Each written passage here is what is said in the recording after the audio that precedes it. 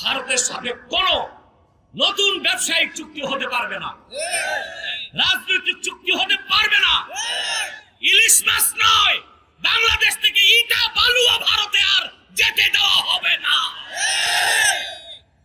দালালি ছাড়তে হবে ভারতের। সবটুকু শুকরিয়া আল্লাহ তাআলা যিনি আমাদেরকে তার দ্বীনের ফিকিরে এই ময়দানে আসার তৌফিক দান করেছেন। দরুদ ও সালাম আল্লাহর সৃষ্টির প্রধান আকর্ষণ, বিশ্বসভার সভাপতি, সকল নবী রাসূলগণের মাথার তাজ, শামসুল হিদায়াত, বদরুদ্দুজা, সাইয়্যিদুস সাকালাইন, ইমামুল মুরসালিন, খাতামুন নবিয়্যিন, নবিয়ুল আম্বিয়া মুহাম্মদ মুস্তাফা সাল্লাল্লাহু আলাইহি ওয়াসাল্লামের উপর আল্লাহ পাক যাকে আজ থেকে ১৫০০ বছর আগে প্রেরণ করে নবুয়ত রিসালাতের দরজা চিরতরে বন্ধ করে দিয়েছেন, যার পরে আজ পর্যন্ত পৃথিবীতে অবশ্যই কোনো প্রকার নবী কিংবা রাসূল অবশ্যই আসে নাই, অবশ্যই এখনো নাই, অবশ্যই কিয়ামত পর্যন্ত আসবে না। সম্মানিত সুধী, আপনারা আজকে এখানে কেন এসেছেন ব্যানারে দেখতে পাচ্ছেন। আল্লাহর হাবিব মুহাম্মদ সাল্লাল্লাহু আলাইহি সাল্লামের সম্মান মর্যাদা এটা আল্লাহ বুলন্দ করেছেন।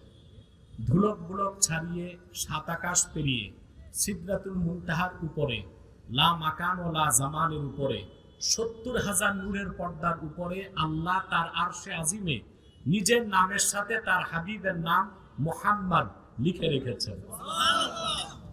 আল্লাহ হাবিব মুহাম্মদ সাল্লাল্লাহু আলাইহি সাল্লামের আরশচুম্বী সম্মান মর্যাদার কথা লিখার মতো কোনো কলম নেই, বলার মতো কোনো কণ্ঠ নেই, চিন্তা করার মতো কোনো মেধা নাই। আল্লাহর হাবিব মুহাম্মদ সাল্লাল্লাহু আলাইহি সাল্লামের আরশচুম্বী সম্মান মর্যাদার বিরুদ্ধে কোনো কুলাঙ্গার, কোনো জাহান্নামী যখন কথা বলে, আমরা যারা মুসলমান আমাদের হৃদয়ে রক্তের ক্ষরণ হয়, আর সেজন্যই আমরা প্রতিবাদ করে যাচ্ছি। ভারতে আপনারা শুনেছেন রামগিরি নামের এক কুলাঙ্গার জাহান্নামের কুকুর, সে চরম পর্যায়ের বেয়াদবি করেছে এবং বিজেপির কিছু গোড়া হিন্দুত্ববাদী নেতাও তার সমর্থন করেছে। সারা পৃথিবীতে মুসলমান প্রতিবাদ করছে সেই কুলাঙ্গার রামগিরিকে গ্রেফতার করতে হবে। এখনো ভারত সরকার গ্রেফতার করে নাই, কারণ এই ভারত হচ্ছে ইসলাম ও মুসলমানের চরম শত্রু রাষ্ট্রগুলোর একটি রাষ্ট্র। আমরা আজকের এই প্রোগ্রাম থেকে স্পষ্ট বলছি, অনতিবিলম্বে সেই কুলাঙ্গার রামগিরিকে সর্বোচ্চ শাস্তি, ফাঁসি দিতে হবে এবং যারা পরবর্তীতে আরেক কুলাঙ্গার বেয়াদবি করেছে তাকেও গ্রেফতার করে ফাঁসির আওতায় আনতে হবে। বাংলাদেশী হিসেবে আমরা ভারতের মুসলমানকে মেসেজ দিচ্ছি, আপনারা একা নন, আপনাদের সাথে বাংলাদেশের 14 কোটি মুসলমানও আছে। রাজপথে নামুন, আপনারা রাজপথে নামুন। ভারতের হিন্দুত্ববাদী যদি স্টিম রোলার চালায়, বাংলাদেশ থেকে কোটি কোটি মুসলমান কাঁটাতারের বেড়াকে পদদলিত করে দিল্লি অভিমুখে লং মার্চ নিয়ে যেতে বাধ্য হবে।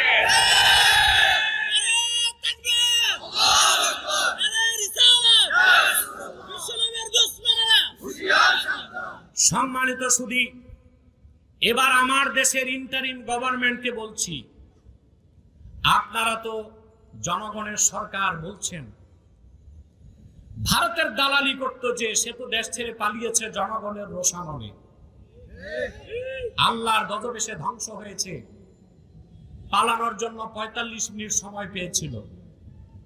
ভারত যত বেশি ইসলাম ও মুসলমানের বিরোধিতা করেছিল, বিগত সরকার প্রতিবাদ করে নেই বলেই তো এদেশের মুসলমানদের ক্ষোভ ও ঘৃণা ছিল তাদের প্রতি। সে কথাটি মনে রেখে গত শুক্রবার থেকে সারা দেশে আন্দোলন হচ্ছে। আপনারা কেন ভারতীয় রাষ্ট্রদূতকে তলব করে শোকজ করেন নাই?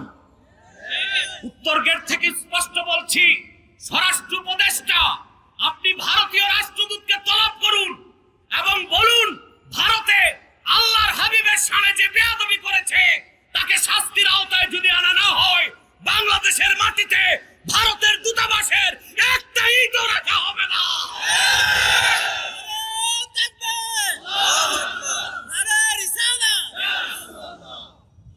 আমি আরো বলবো, যদি আপনারা এটা করতে না পারেন, আপনারাও গ্রহণযোগ্যতা হারিয়ে ফেলবেন। আরো বলছি, ভারতের সাথে কোন নতুন ব্যবসায়িক চুক্তি হতে পারবে না, রাজনৈতিক চুক্তি হতে পারবে না। ইলিশ মাছ নয়, বাংলাদেশ থেকে ইটা বালুয়া ভারতে আর যেতে দেওয়া হবে না। দালালি ছাড়তে হবে ভারতের। ভারত হচ্ছে ইসলাম ও মুসলমানের সবচেয়ে বড় শত্রু রাষ্ট্র পৃথিবীতে, ভারত, ইসরায়েল এবং আমেরিকা।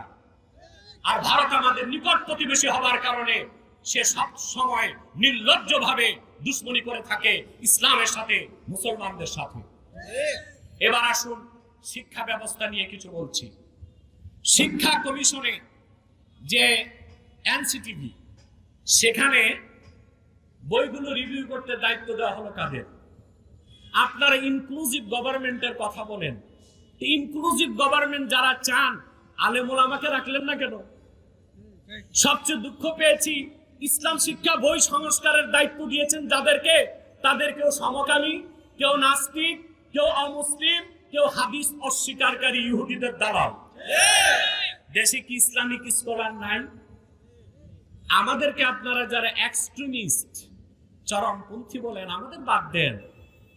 আরো কিছু মাওলানা স্কলার তো দেশে আছে যারা ইসলাম বুঝে, তাদেরকে না দিয়া নাস্তিক, অবিশ্বাসী, ইসলামের শত্রুদেরকে কেন জায়গা দিলেন?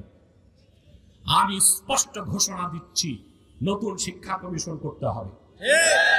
সেই শিক্ষা কমিশনে 92% মুসলমানের প্রতিনিধিত্ব করে যারা হক্কানি আলেম ওলামা, ইসলামিক স্কলারদেরকে অন্তর্ভুক্ত করতে হবে।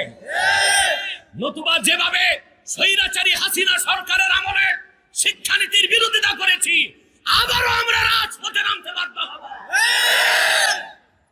এবার আমি ডক্টর ইউনূসের সরকারকে একটু পরামর্শ দিব। আপনি আপনার ডিপ স্টেট ঠিক করুন।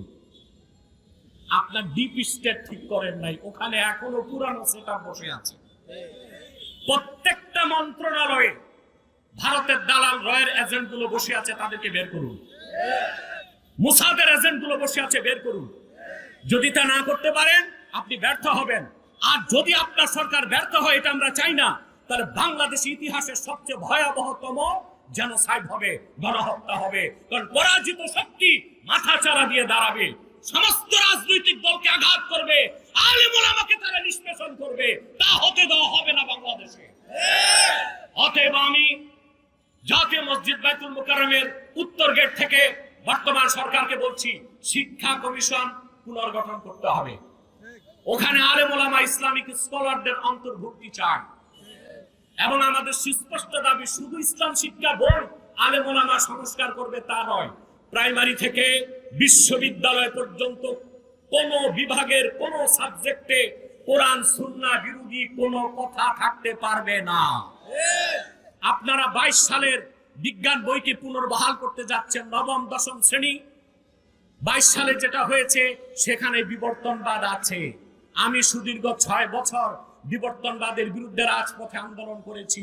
থিওরি অফ এভলিউশন, বিবর্তনবাদকে বাদ দিতে হবে, সেটাকে বিজ্ঞান বইতে রাখা যাবে না।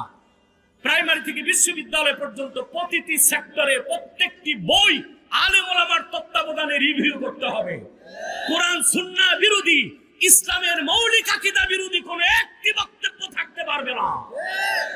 আর ইসলাম শিক্ষা বই, এটা প্রণয়নের দায়িত্ব দিতে হবে যোগ্য স্কলারদেরকে, ইসলামিক স্কলারদেরকে। ইসলাম একটি পূর্ণাঙ্গ জীবন ব্যবস্থা। ইসলাম শিক্ষা বইতে ইমানের কথা থাকবে, আকীদার কথা থাকবে, শিরক কুফর ও নেফাক থেকে বাঁচার পাঠ থাকতে হবে। পাশাপাশি কোরআনিক সায়েন্স, কোরআন ও সুন্নাহ থেকে যে বিজ্ঞান, সেই বিজ্ঞানের কথাগুলো আমাদের ইসলাম শিক্ষা বইতে অন্তর্ভুক্ত করতে হবে। এটা আমরা সুস্পষ্টভাবে দাবি জানাচ্ছি। সম্মানিত সুধী, একটি কথা বলে আমি বিদায় নিচ্ছি।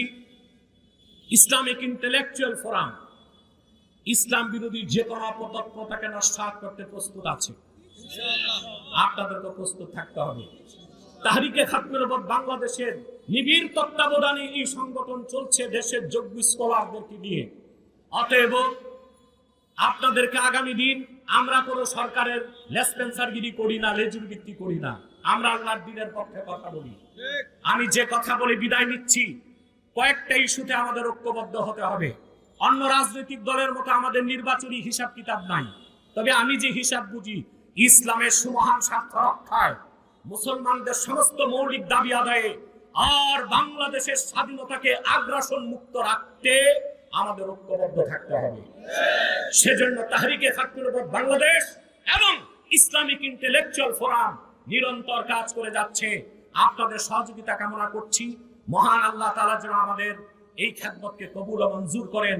এই বলে আমি বিদায় নিচ্ছি। সকলকে ধন্যবাদ। আসসালামু আলাইকুম ওয়া রাহমাতুল্লাহি তাআলা ওয়া বারাকাতুহু।